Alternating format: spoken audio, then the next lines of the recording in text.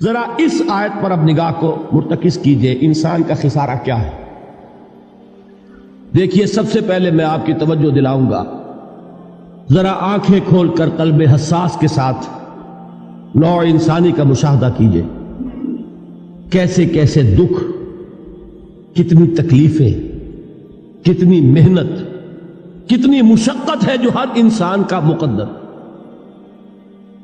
قرآن مجید میں ایک مکمل سورت ہے، سورت البلد، اس میں اللہ تعالیٰ نے متعدد قسمیں کھا کر ایک بات کہی، لا اقسم بہذا البلد وانت حل بہذا البلد ووالد وما ولد لقد خلقنا الانسان فی کبد۔ ہم نے انسان کو مشقت ہی میں پیدا کیا، یہ مشقت ہر انسان کا مقدر ہے۔ لوگ گھروں کو چھوڑ کر آئے ہوئے ہیں، کہاں کہاں انسان جاتا ہے، یہ اس دنیا میں محنت اور مشقت۔ ہاں، ایک مغالطہ ہو جاتا ہے کہ شاید یہ محلوں میں رہنے والے جو ہیں انہیں کوئی مشقت نہیں، انہیں کوئی دکھ نہیں، حالانکہ حقیقت یہ نہیں ہے۔ جو جتنا امیر ہے آپ دیکھیں گے اس کی جسمانی مشقت کم ہے، ذہنی کوفت زیادہ ہے۔ ٹرینکولائزرز کی انہیں ضرورت پڑتی ہے، انہیں سیڈیٹیوز چاہیے، خواب آور دوائیں مزدور کو نہیں کبھی ضرورت پڑے گی۔ وہ 8 گھنٹے کی محنت کرنے کے بعد ایسا سوتا ہے کہ وہ صبح ہی کی خبر لے گا۔ اور یہ وہ لوگ ہیں کہ جن کو ہپنوٹکس، خواب آور دوائیاں، سیڈیٹیوز، مسکن ادویات، یہ سارا لیبلیم اور یہ ویلیم اور یہ فلاں اور یہ فلاں، یہ کن کے ہاں جاتے ہیں؟ ذہنی سکون اور اطمینان انسان کو حاصل نہیں۔ کسی کی جسمانی مشقت ہے، کسی کی ذہنی مشقت۔ میں آپ کو یاد دلانا چاہتا ہوں مہاتما گوتم بدھ کا معاملہ۔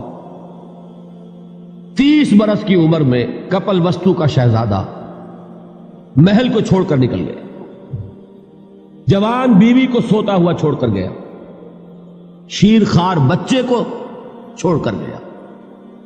راجدھانی میں رہنے والا محل کا باسی، جسے یہ معلوم ہے کہ باپ کے بعد مجھے یہ سلطنت ملنے والی ہے، کیوں گیا؟ کبھی کبھی آپ نے سوچا؟ اس نے انسان کے غم اور دکھ کا مشاہدہ کیا۔ اس نے دیکھا کوئی اندھا ہے، ٹھوکر کھا کر گر رہا ہے، کوئی والدین کھڑے ہوئے رو رہے ہیں اور ان کی نگاہوں کے سامنے ان کا نہایت محبوب بچہ دم توڑ رہا ہے اور وہ کچھ نہیں کر سکتا۔ اس نے سوچا یہ صدمہ کیوں ہے انسان کا، یہ دکھ اس کا مقدر کیوں ہے؟ اس صدمے سے، اس دکھ سے نجات پانے کی بھی کوئی شکل ہے کہ نہیں؟ انسانوں کی ایک عظیم اکثریت، شاہ ولی اللہ دہلوی رحمۃ اللہ علیہ کے الفاظ ہیں کہ وہ لدو اونٹ اور کولو کا بیل بن کر زندگی بسر کرتی ہے۔ جو 8 گھنٹے تک اینٹیں ڈھو رہا ہو، اس شخص کا تصور کیجیے آپ، وہ واقعی انسان ہے یا حیوان بن گیا ہے؟ اور 8 گھنٹے کی اس محنت کے بعد بھی ہو سکتا ہے کہ 2 وقت کی روٹی اسے پوری نہ ملے۔ اور یہ تو ہو سکتا ہے، نہیں ہوتا ہے کہ اگر بچہ بیمار پڑ گیا ہے تو شاید کوئی برتن بیچے بغیر اس کی دوا کا سامان نہ کر سکے۔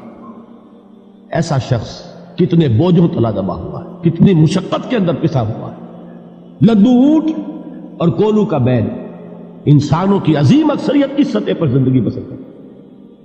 لیکن آپ کو معلوم ہے کہ کولو کے بیل کے لیے مشقت ہی مشقت ہے، اس کے احساسات یہ نہیں ہیں جو کہ ان سے انسان کو جو صدمہ پہنچتا ہے۔ ایک بیل کو اس سے کوئی غرض نہیں کہ اس کا کوئی بچہ بھی تھا کہ نہیں تھا، اس کو کوئی بخار ہوا ہے یا کیا ہوا ہے، اس صدمے سے وہ بیل بچا ہوا ہے۔ گھوڑے کو کوئی پتہ نہیں کہ میرا بھی کوئی اولاد میری ہے یا نہیں ہے، اور مجھے اس کا کوئی صدمہ ہے یا دکھ ہے، کوئی پتہ نہیں۔ لیکن انسان کا معاملہ یہ ہے کہ والدین کو جو جو دکھ دیکھنے پڑتے ہیں اپنے بچوں کے لیے، اپنی اولاد کے لیے۔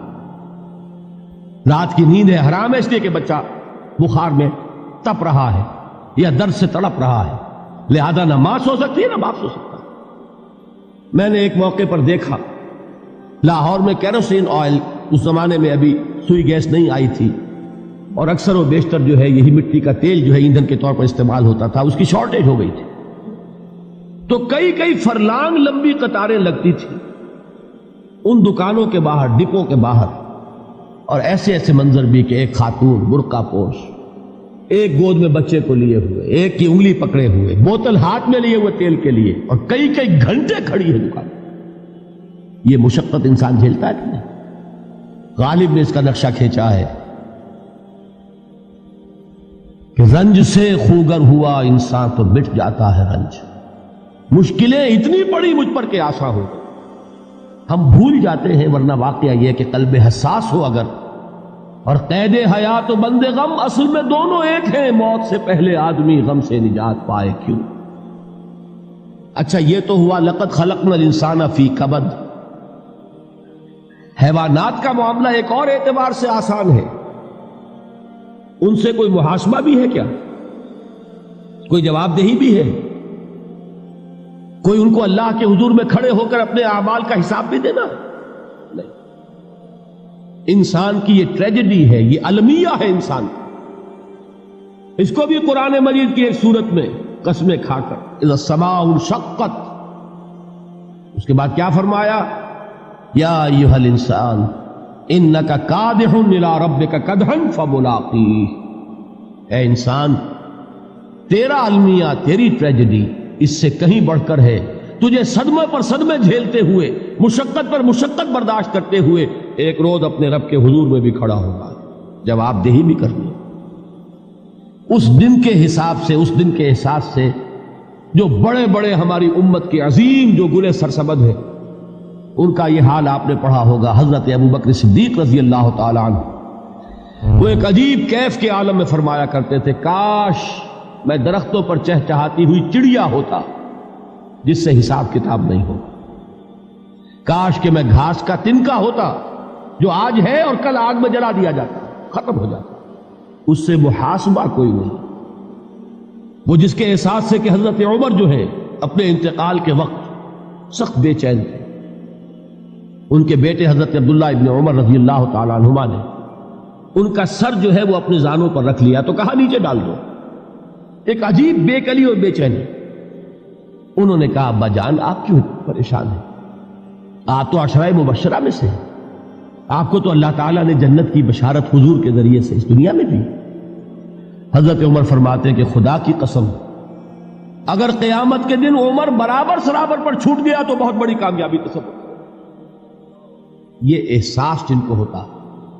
حضرت علی کا حال کیا ہوتا ہے؟ ابھی جو آپ نے حافظ صاحب سے سنا، یہ حضرت علی کا معاملہ ہے کہ ایک تیر پیوست ہو گیا تھا، کسی طرح نکل نہیں رہا تھا. حضرت علی نے فرمایا کہ اچھا چھوڑو مجھے، میں نماز کی نیت باندھتا ہوں. نماز کی نیت پڑھتے تھے تو لرزتے تھے، کانپتے تھے. کس کے سامنے کھڑا ہوں اور کس کے سامنے مجھے ایک دن جواب دہی کے لیے کھڑا ہونا ہوگا.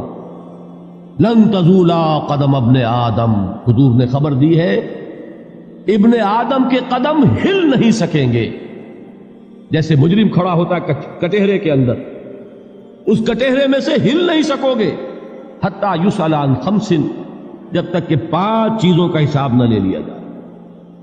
وہ 5 چیزیں کیا ہے؟ کان کھول کر سنیے.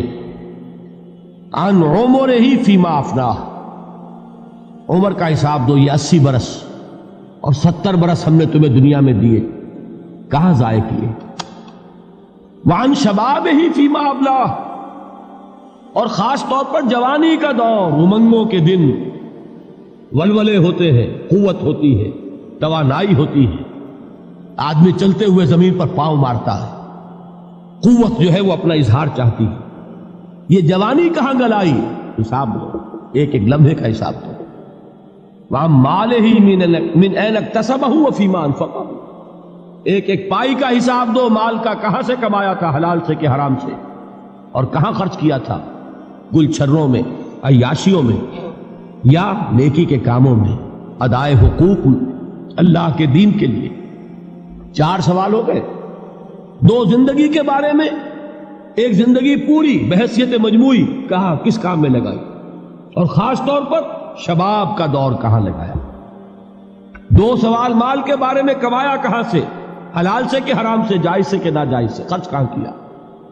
اور آخری سوال وَعَمَّا عَمِلَ فِيمَا عَلِمَ، جو علم حاصل کیا تھا اس میں عمل کتنا کیا.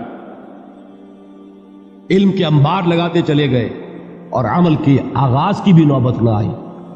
یہ علم جو ہے یہ اس روز سب سے بڑا وبال بن جائے گا. اتنا علم اور عمل کچھ نہیں، بجائے کہ کریڈٹ کا ذریعہ بنے یہ الٹا ڈیبٹ کا کھاتا بن جائے. یہ جواب دہی کا احساس ہے کہ جس کی وجہ سے انسان کی ٹریجڈی جو ہے وہ دوہری ہے. کوئی حیوان اتنے بوجھ تلے نہیں. مشقت کی، محنت کی، اس زندگی میں ختم ہوئے، اس کے بعد کوئی محاسبہ نہیں. اس کو بھی غالب نے خوب کہا ہے کہ اب تو گھبرا کے یہ کہتے ہیں کہ مر جائیں گے، اور مر کے بھی چین نہ پایا تو کدھر جائیں. یہ ہے وہ ہیومن ٹریجڈی. جیون جیون ہر کوئی آنکھیں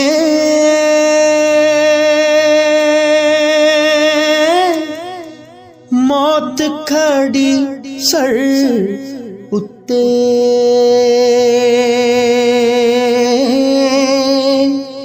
تیرے نالوں لکھ لکھ سونے